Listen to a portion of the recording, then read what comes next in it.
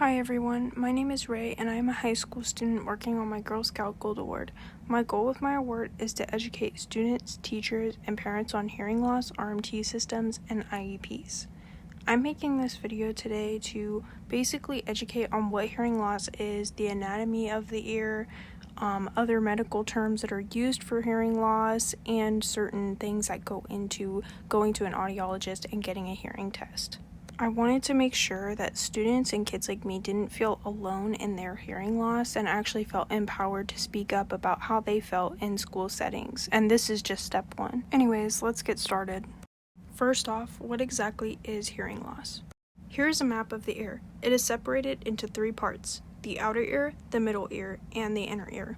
In the outer ear, we have the pinna that is shaped to collect sound, and then the ear canal, or the external auditory canal.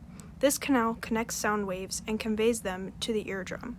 Beyond that, in the middle ear, there's the eardrum, also known as the tympanic membrane.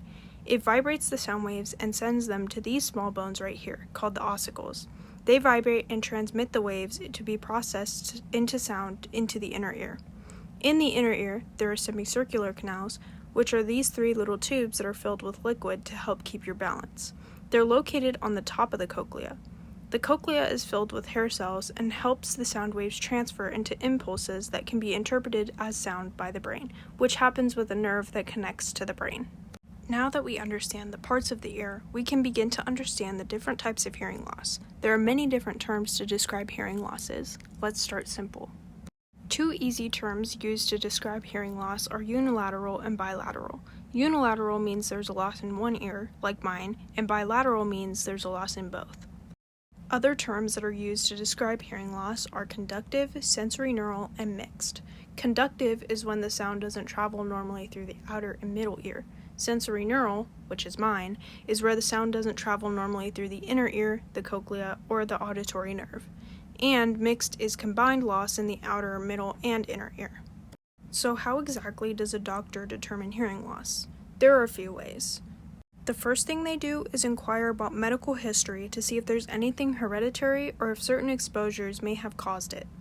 The next step is usually a physical exam, where an ENT, ear, nose, and throat doctor, will examine the ears. The next step would to be seen by an audiologist.